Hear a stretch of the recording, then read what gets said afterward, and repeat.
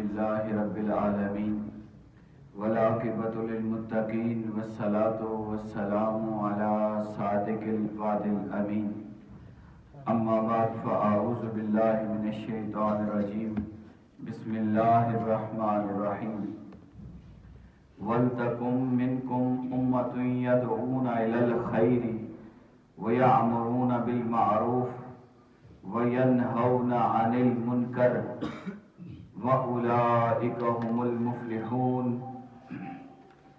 وَلَا تَكُونُوا كَالَّذِينَ تَفَرَّقُوا وَاخْتَلَفُوا مِنْ بَعْدِ مَا جَاءَهُمُ الْبَيِّنَاتُ وَأُولَئِكَ لَهُمْ عَذَابٌ عَظِيمٌ صدق اللہ العظیم ان اللہ وملائکتہ یصلون علی النبی یا ایھا الذین آمنوا صلوا علیہ وسلموا تسلیما اللہم صل علی سیدنا ومولانا محمد وعلی آل سیدنا ومولانا محمد وبارک وسلم وصلی علیہ۔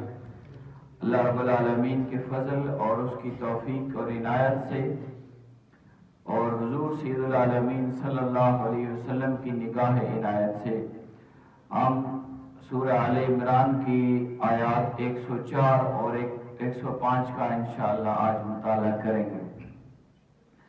پچھلے جمعہ میں ہم نے رب کائنات کا یہ پیغام پڑھا کہ ہم سب پر یہ لازم ہے کہ ہم مل کر اللہ کی رسی کو مضبوطی سے تھامے رکھیں، اور اللہ کی رسی سے مراد قرآن مجید، دین اسلام اور حضور کی ذات ہے۔ جب سب مل کر اس طرح اللہ کی رسی کو تھامیں گے تو اللہ رب العالمین کی طرف سے یہ ہمارے لیے کرم نوازی کا اور اس کے قرب کا اور اس کی رحمتوں کو پانے کا ایک ذریعہ بن جائے گا۔ اور اسی کے ساتھ ہم نے یہ بات سیکھی تھی کہ اللہ پاک نے فرمایا کہ تم اس کی نعمتوں کو یاد رکھنا، وَاذْكُرُوا نِعْمَةَ اللَّهِ عَلَيْكُمْ، اللہ نے جو تم پر نعمتیں کی ہیں ان کو بھی یاد رکھنا ہے۔ اسلام اللہ کی نعمت، حضور کی ذات اللہ کی نعمت کبریٰ، اور اسی طرح قرآن اللہ کی نعمت بن کر ہمیں ملا۔ تو اللہ پاک نے فرمایا جو بھی نعمت ملے اس نعمت کو یاد رکھنا ہے۔ اسی پر ہم نے یہ بات سیکھی تھی کہ نعمت کو یاد کرنا یہ منعم کو یاد کرنا ہے، اور نعمت کا تذکرہ کرنا، شکر ادا کرنا، یہ اللہ رب العالمین کی بارگاہ میں شکر تصور ہوتا ہے۔ اسی لیے اہل ایمان قرآن کے ملنے پر جشن قرآن مناتے ہیں، رمضان میں بھی قرآن پڑھتے ہیں، تلاوت کرتے ہیں، تراویح میں پڑھتے ہیں اور پورا سال پڑھتے رہتے ہیں۔ اور اسی طرح حضور سید العالمین صلی اللہ علیہ وسلم کی آمد کو نعمت عظمیٰ سمجھتے ہوئے آپ کی آمد کے ایام کو بھی مناتے ہیں اور اللہ کے اس حکم پر عمل کرتے ہیں کہ وَاذْكُرُوا نِعْمَةَ اللَّهِ، اللہ کی نعمت کو یاد کرو۔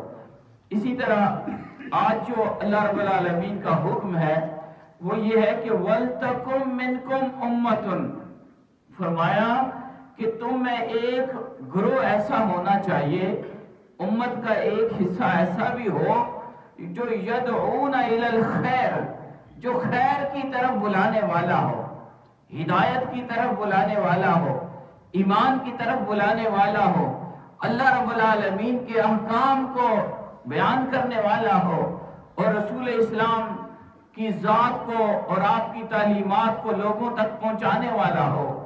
وَلْتَكُمْ، چاہیے یہ، مِنْكُمْ، تم میں سے، اُمَّتٌ، ایک امت ایسی ہو، کچھ لوگ ہوں، يَدْعُونَ إِلَى الْخَيْرِ، جو خیر کی طرف بلاتے رہے، دعوت دیتے رہے، داعی إِلَى الْخَيْرِ بنے۔ یہاں پر دین اسلام کی تبلیغ کا حکم ہے، اور فرمایا اس کی تفصیل میں وَيَأْمُرُونَ بِالْمَعْرُوفِ، ان کا طریقہ یہ ہو کہ وہ خیر کے داعی بنے، خیر کی طرف بلانے والے بنے، اور خیر کے راستوں کو کھول کھول کر بیان کریں، اللہ کے پیغام کو سنانے والے بن جائیں، حضور کی تعلیمات کو لوگوں تک پہنچانے والے بن جائیں، اور معروف کا حکم کریں، نیکی کرنے کا حکم کریں، لوگوں کو نیکی کے راستے دکھائیں، نیکی کے طریقے بتائیں۔ وَيَنْهَوْنَ عَنِ الْمُنْكَرِ، اور پھر وہ برائی سے منع کرنے والے ہوں. ایک گروہ ایسا ہونا چاہیے. اور فرمایا وَأُولَٰئِكَ هُمُ الْمُفْلِحُونَ، اور یہی وہ لوگ ہیں جو فلاح پانے والے ہیں. فلاح سے مراد دنیا اور آخرت کی کامیابی ہے. یہاں حاضرین گرامی، قرآن مجید کا یہ جو حکم ہے یہ فرض کفایہ کے طور پر پوری امت مسلمہ کو دیا گیا ہے کہ تبلیغ دین یہ ہر ایک پر لازم نہیں ہے، بلکہ اس حکم کے تحت کچھ لوگ ایسے ہوں جنہوں نے اپنے آپ کو اس کام کے لیے تیار کیا ہو، اور اس کے لیے سب سے پہلی بات وہ یہ کہ وہ قرآن کو جانتے ہوں، وہ تعلیمات قرآن کو جانتے ہو، وہ دین کا علم رکھنے والے ہوں، وہ با کردار ہوں، وہ با عمل ہوں، ان کی زبان و عمل وہ اسلام کی تبلیغ کرنے کے لیے ہر وقت مصروف عمل رہے. تو یہ تبلیغ دین کا فریضہ ہے جو پوری امت مسلمہ کی طرف سے ساقط تب ہوگا جب ایک گروہ، کچھ لوگ ایسے ہوں جو اللہ کے دین کو عام کرنے والے ہوں. حاضرین، تبلیغ کے دو طریقے ہیں، اور یہ ہمیں پتہ ہے. ایک تبلیغ قولی ہوتی ہے کہ آپ زبان سے کہیں کہ اللہ کا یہ فرمان ہے نماز پڑھیں، آپ زبان سے بتائیں اللہ کا حکم ہے روزہ رکھیں، آپ تقریر میں کہیں کہ جو بندہ صاحب مال ہے اس کے اوپر زکوٰۃ فرض ہے سال گزرنے کے بعد، اور اگر صاحب حیثیت ہے وہ حج کے اس کے پاس اخراجات ہیں اور گھر میں بھی ضروریات پوری کرنے کے لیے اس کے پاس مال ہے، حج فرض ہے. یہ ساری باتیں زبان سے کہنا یہ تبلیغ ہوگی قولی، قول سے، زبان سے آپ یہ تبلیغ کریں گے، اللہ کا حکم پہنچائیں گے. رسول اللہ صلی اللہ علیہ وسلم کی زندگی، آپ کی حیات مبارکہ اور آپ کی تعلیمات، کیسے آپ نے زندگی گزاری، خوشیاں غم کیسے کیے، زندگی کے مرحلے کیسے طے کیے، وہ ساری باتیں لوگوں تک پہنچانا زبان کے ذریعے یہ تبلیغ قولی کہلاتی ہے. یہ بھی لازم ہے، اسی حکم کے تحت ہے. ہم میں سے کچھ لوگوں کو ایسے ہونا چاہیے اور یہ عظیم فریضہ ہے.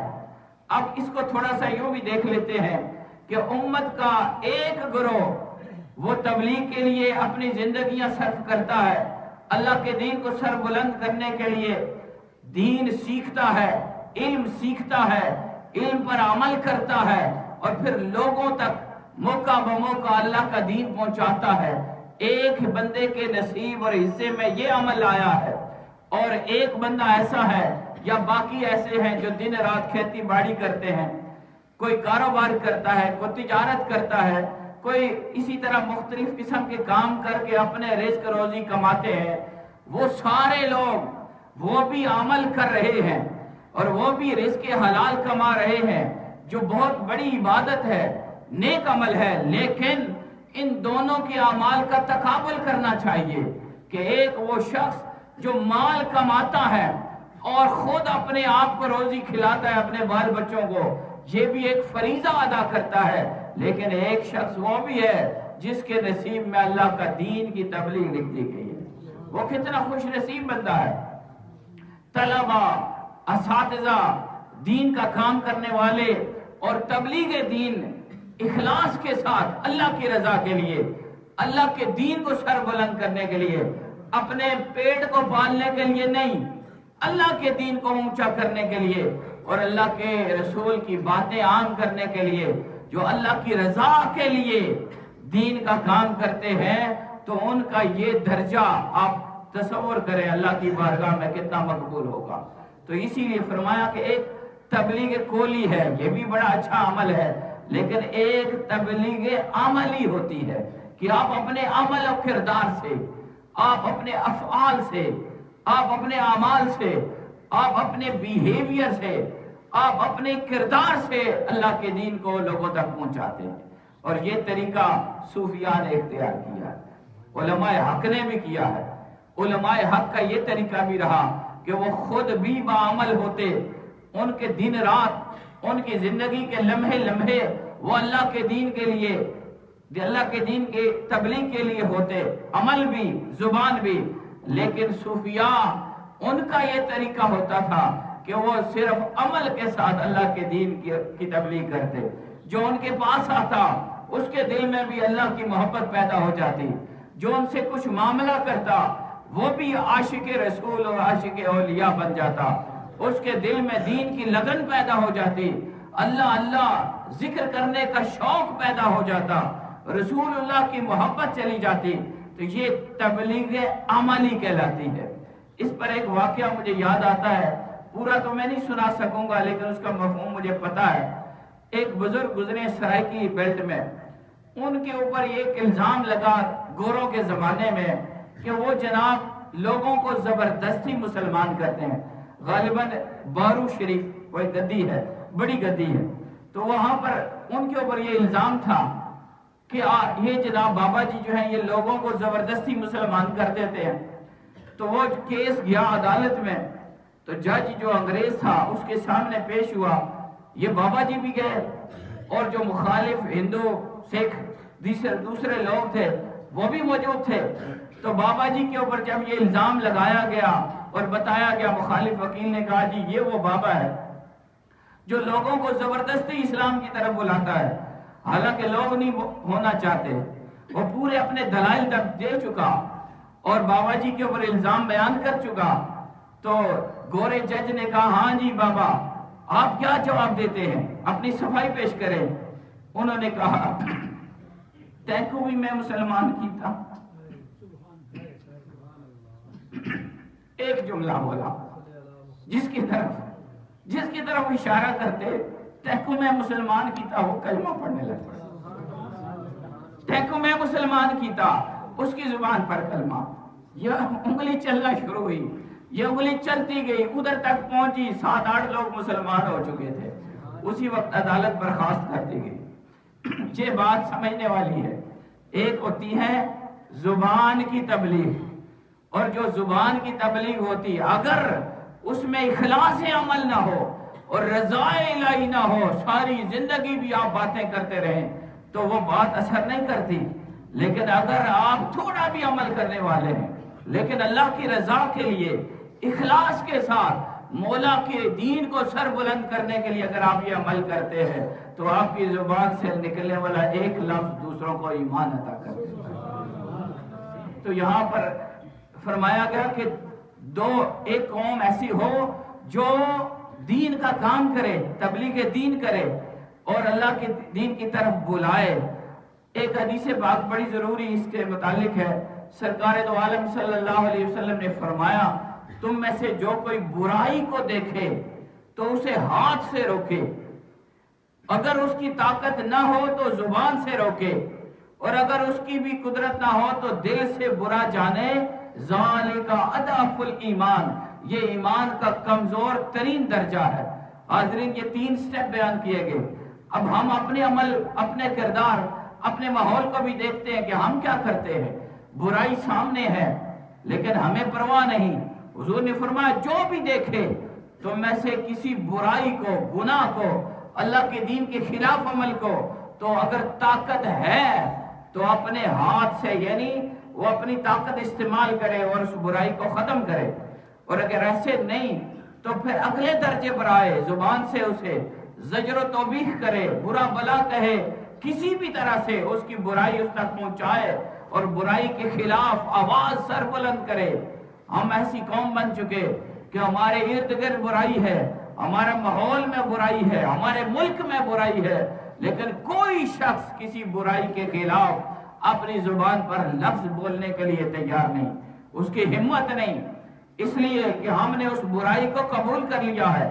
اور رسول نے فرمایا کہ اگر زبان بھی بولنے کی طاقت نہیں تو کم از کم یوں کرو کہ دل سے برا جانو۔ اب یہاں پر ٹھہریے، ذرا دھیان کیجئے، آپ کے سامنے اگر برائی آتی ہے کیا آپ ہاتھ سے روکتے ہیں؟ نہیں۔ کیا آپ اسے زبان سے کہتے ہیں؟ اکثریت نہیں کہتی۔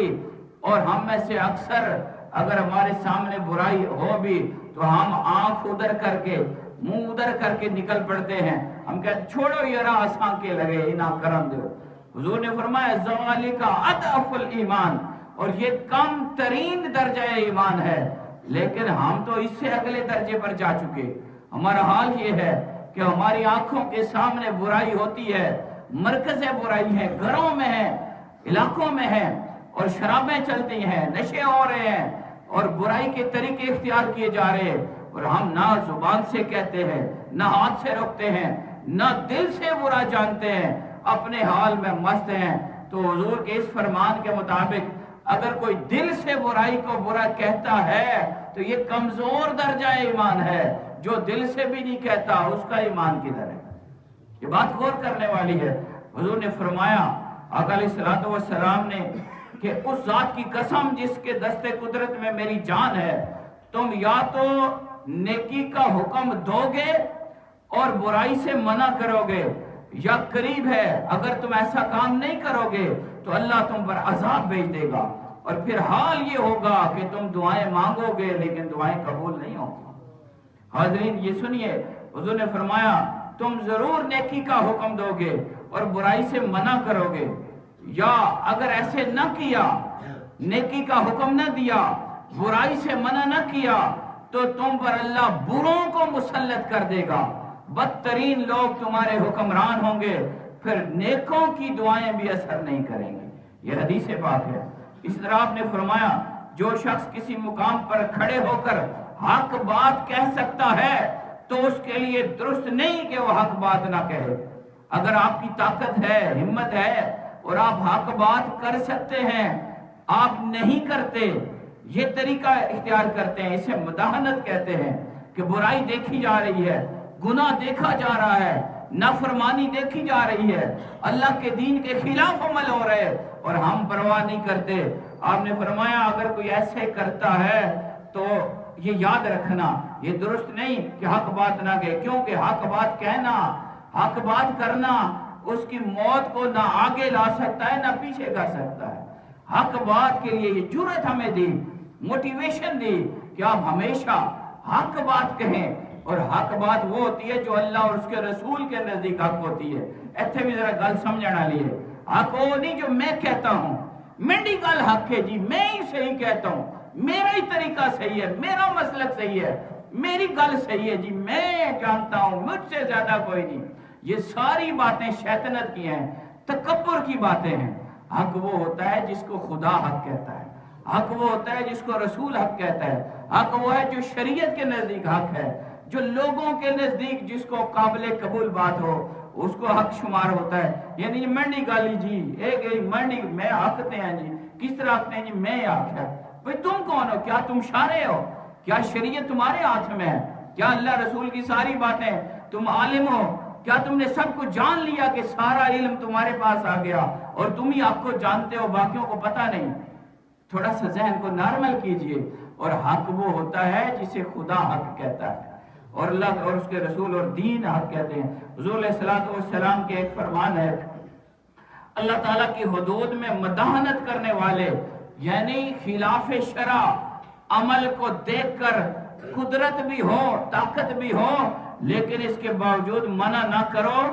اور حدود اللہ میں واقع ہونے والے کی مثال ایسے ہے کہ ایک قوم نے جہاز میں سفر کرنے کا ارادہ کیا. مفہوم میں حدیث سناتا ہوں. اور کچھ لوگوں نے کہا جی ہم اوپر بیٹھیں گے، کچھ نے کہا ہم نیچے بیٹھیں گے. دو حصے تھے جہاز کے، اوپر اور نیچے. قرآن اندازی کی گئی بھئی یہ اوپر والے ہیں، یہ نیچے والے ہیں. تو نیچے والوں کو جب پانی کی ضرورت پڑتی تو وہ اوپر جاتے، پانی کی بالٹیاں بھر کے سمندر دریا سے نکالتے.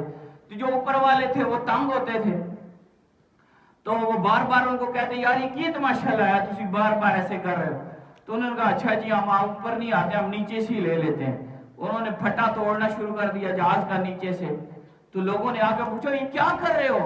انہوں نے کہا جی کیا کر رہے ہیں، آپ ہمیں پانی نہیں لینے دیتے، اوپر جائے تو آپ کو تکلیف ہوتی ہے، پانی تو چاہیے، اب ہم ایسے لے لیتے ہیں. تو اس پر حدیث پاک ہے، مفہوم حدیث. آپ نے میرے پاس اس صورت میں اگر اوپر والوں نے اس کا ہاتھ نہ پکڑا اور تختہ کاٹنے سے نہ روکا تو سبھی برباد ہو جائیں گے. یہی حال ہمارا ہے. اگر ہم برائی کو دیکھیں اور برائی ہمارے سامنے ہوتی رہے تو جو برائی کی نحوستیں ہیں، بے برکتیاں ہیں، جو معاشرے کا بگاڑ ہے وہ بڑھتا جائے گا. اور پھر جو نیکوکار بھی ہیں، متقین بھی ہیں، صالحین بھی ہیں، وہ بھی اللہ کے عذاب اور پکڑ سے نہیں بچ سکتے. اللہ فرماتے ہیں وَلَا تَكُونُوا كَالَّذِينَ تَفَرَّقُوا لوگوں تم ان لوگوں کی طرح نہ ہو جانا جنہوں نے فرقہ بازی کر لی. یہ ہم نے پچھلے جمعہ کو پڑھا، ہر ایک نے کہا میرا فرقہ درست، میرا موقف درست، میرا مسلک درست، میری بات حق. وَاخْتَلَفُوا مِن بَعْدِ مَا جَاءَهُمُ الْبَيِّنَاتُ، جب بینات واضح آیات روشن نشانیاں ان کے پاس آ گئیں پھر بھی انہوں نے اختلاف کیا. یعنی ایک بات سامنے تھی اور وہ حق تھی، حق پر اختلاف کرنے لگ پڑے. ایک نے کہا یہ ایسے نہیں، دوسرے نے کہا ایسے نہیں. حق بات سامنے تھی، بینات تھی، روشن نشانیاں تھیں، لیکن پھر بھی جھگڑے ڈال دیے. میری بات اوپر ہو، میری بات آگے ہو، میرا موقف سچ ہو، میں آگے جاؤں، میرا نام ہو. تو اس طرح اختلاف کرنے والے یہ یہود و نصارہ تھے. اللہ کو فرماتا ہے نہ ہونا ان کی طرح جنہوں نے اختلاف کیا، فرقہ بازی کی اور جھگڑے کرنے لگ پڑے. روشن نشانیاں سامنے تھیں، حق سامنے تھا، راستہ سامنے تھا، طریقہ سامنے تھا اللہ کا پسندیدہ. انہوں نے ایسے کام کیا. وَأُولَئِكَ لَهُمْ عَذَابٌ عَظِيمٌ، ایسے لوگوں کے لیے عذاب نہیں ہوگا، عذاب عظیم ہوگا. اب جس کو اللہ عظیم کہے اس عذاب کا آپ اندازہ کیجئے وہ کیسا عذاب ہوگا. اور اللہ نے فرمایا ایسے لوگ جو اختلاف میں پڑتے ہیں اور جماعت کو چھوڑتے ہیں اور حق کو چھوڑتے ہیں اور جس پر امت متفق ہو گئی ہو، اجماع ہو چکا ہو، ان کو چھوڑتے ہیں تو ان کا حال یہی ہوتا ہے کہ وہ عذاب عظیم کا شکار ہوتے ہیں. حضور علیہ السلام کا فرمان ہے اللہ تعالیٰ میری امت کو گمراہی پر کبھی جمع نہیں کرے گا. اللہ تعالیٰ کا دست رحمت جماعت پر ہے اور جو جماعت سے جدا ہوا وہ دوزخ میں گر گیا. اب اسی طرح ایک فرمان آپ نے فرمایا کہ میری امت گمراہی پر کبھی جمع نہ ہوگی. جب تم اختلاف دیکھو، آپس میں اختلاف پڑ گیا ہے تو بڑی جماعت کے ساتھ شامل ہو جایا کرو، اکثریت کے ساتھ شامل ہو اور ان لوگوں کے ساتھ جڑ جاؤ جن کو اللہ پاک نے اکثریت عطا کی ہے. آپ کے سامنے ہے آج جتنی بھی جماعتیں بنی، فرقے بنے، یہ طریقے بنے، یہ بہت ساری باتیں ہیں جن کو زبان پر لانا مناسب نہیں. یہ ساری یہ اہل سنت و جماعت سے بنی ہیں اور اولیاء کے طریقے سے ہٹے ہیں. اور ان کو جو جماعت تھی اللہ کی دست رحمت ان پر تھا، ان سے ہٹ کر نئی جماعتیں بنتی رہی. حضور نے فرمایا کبھی ان کا ساتھ نہ چھوڑنا، اختلاف آئے تو جماعت کے ساتھ ہو جانا. حضور علیہ السلام کا ایک آخری فرمان آپ نے حضرت عمر بن خطاب رضی اللہ تعالیٰ عنہ بیان کرتے ہیں. قال رسول اللہ صلی اللہ علیہ وسلم، حضور نے فرمایا سألت ربی عن اختلاف اصحابی من بعدی، میں نے اپنے صحابہ کے اختلاف کے بارے میں اللہ سے پوچھا، سوال کیا. فَأَوْحَ اللَّهُ يَا محمد، اللہ نے میری طرف وحی کی اور فرمایا ہے میرے پیارے محمد، ان اصحابک عندی کالنجوم، میرے آپ کے صحابہ میرے نزدیک ستاروں کی طرح سے ہیں.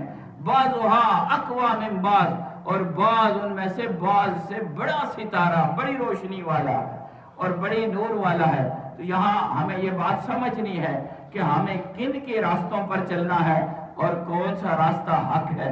اللہ رب العالمین مجھے اور آپ کو عمل کی توفیق عطا فرمائے. وما علینا الا البلاغ.